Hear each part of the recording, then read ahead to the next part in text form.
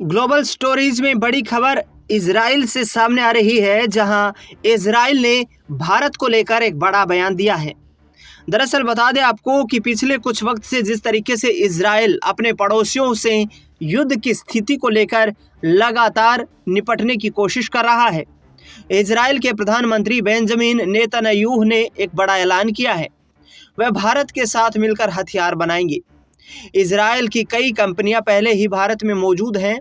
वहीं अमेरिका ने कांग्रेस के एक दल को हथियारों के सह निर्माण को लेकर भारत भेजा है। दरअसल बता दें आपको कि यूक्रेन से लेकर गाजा तक जंग का माहौल है। ईरान पर निर्णायक हमले के लिए अमेरिकी परमाणु एयरक्राफ्ट कैरियर इस समय हिंद महासागर में डेरा डाले हुए हैं। ताइवान स्ट्रेट में भी अमेरिका और चीन के बीच काफी तनाव बढ़ा हुआ है। जापान से लेकर पोलैंड तक ने हथियारों के लिए खजाना खोल दिया है। इस तनाव भरे माहौल में भारत दुनिया की हथियार फैक्ट्री बनता दिखाई दे रहा है।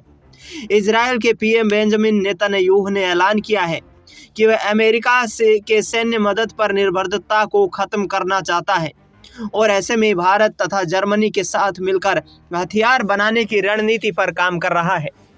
वहीं अमेरिकी कांग्रेस का एक दल इस समय 5 दिन के दौरे पर भारत पहुंचा है। यह अमेरिकी दल भारत के साथ हथियारों के संयुक्त निर्माण और विकास की संभावना पर बात करेगा।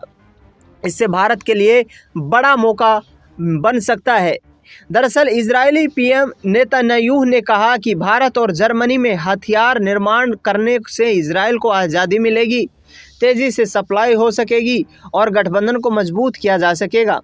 नेतन्याहू ने कहा कि गाजा में हमारे सैनिकों को इसलिए जान गंवानी पड़ी क्योंकि उनके पास वो गोला बारूद मौजूद नहीं था जिसकी उनको ज़रूरत थी। उन्होंने कहा कि कई देशों ने गोला बारूद देने पर बैन लगा रखा था, जिसकी वजह से इजराइल को यह नहीं मिल पाया। इजरायली पीएम ने कहा कि अब ऐसा कभी नहीं होने दिया जाएगा। मैं इजराइल को हथियार इंडस्ट्री को मजबूत और आत्मनिर्भर बनाऊंगा।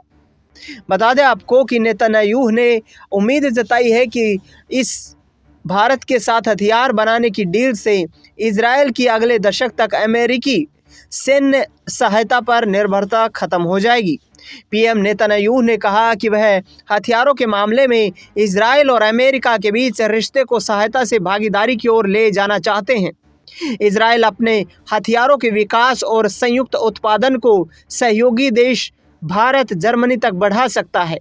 नेतन्याहू ने कहा कि वह ऐसी डिफेंस इंडस्ट्री को बनाना चाहते हैं जो आत्मनिर्भर हो सके, ताकि हमें हथियारों और गोला बारूद के लिए दूसरे के पास ना जाना पड़े। बता दें कि गाजा युद्ध के दौरान इजराइल पर कई देशों ने हथियारों की सप्लाई पर बैन लगा दिया था।